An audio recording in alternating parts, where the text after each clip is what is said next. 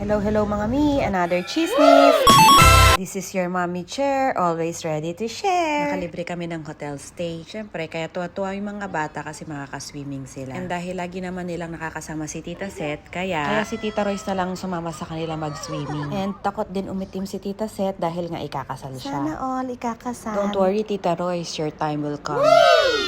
So, Sunday to, nag-check out na. Message na din ako sa best friend ko na bakasyonista din, galing US with her family. Na pauwi na nga kami ng bahay and we are free in the afternoon. Tapos sa gabi, magsisimba kami. Wala talagang sasayanging araw. Kaya sabi niya, pupunta daw sila sa bahay. Isa din siya sa mga nag-push talaga na makauwi kami ngayon para magkita naman kami. Kasi the last time we saw each other was 2014, yung araw ng kasal niya. And ngayon lang din niya makikita yung inaanak niya, si Kuya Paul. Ito yung isa sa mga wedding na sobrang saya ko din kasi sumakses tayo sa pagreto natin. Naging cousin-in-law kaming dalawa. Kasi nagkatuluyan sila ng pinsan ko, first cousin. Kaya ang saya kasi isa siya sa mga naging kaibigan ko nung high school. Newcomer ako nun from Narciso to HFA. Hanggang sa nag-college na kami and same course din ang kinuha namin. Wala tayong matatago sa taong to. Kilalang kilala niya tayo. Halos alam niya lahat ng pinagdaanan natin.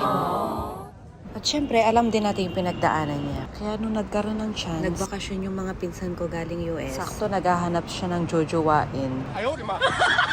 Dahil kilala ko yung pinsan ko na super bait. Alam ko di ako mapapahiya kapag ito yung nireto ko.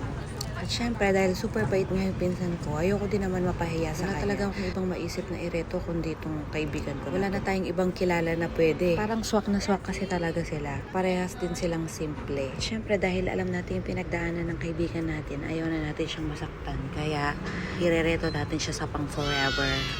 Ayan, fast forward, after more than a decade, reunion kaming dalawa. Para mga bata din kami nung nagkita kami, ganyan, tumatalon. And we are so happy kasi kasama na namin yung mga little ones namin. Ang sarap sa pakiramdam na dati pangarap mo lang. Pinagpipray nyo yung isa't isa na magkaroon ng pamilya. Tapos ngayon magkikita ulit kayo na tinupad na ni Lord yung mga prayers. Sa daming challenges na na-experience namin sa love life namin. Agay, drama si Mami Cher.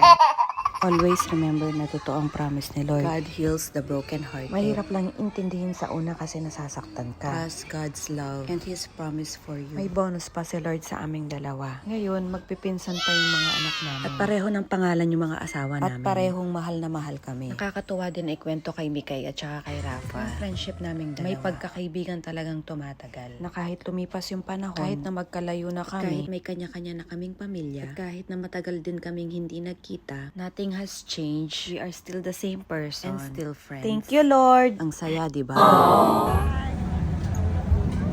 Very video mo lang. Craving satisfied. Ayan, sobrang enjoy. Ang daming energy pa ng mga bata at syempre pati ng mga matatanda, kaya nagkaayaan pang magkape.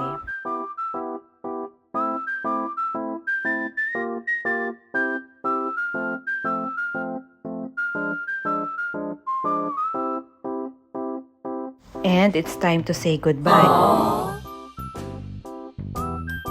May kaya din kayo. May lungkot yun. See you on Wednesday. Everyone pala. How about Ate Mikay? Give the biggest hug to Ate Mikay and Rafa. Hug na, Yasi. Hug your Ate Mikay. Hug na, Yasi. Mikay, hug mo na si Yasi na. Kuya Paul. Okay. Rafa, yung agad Yasi na. Thank you, Yasi. It's fun meeting you for the first time. See you again next vacation.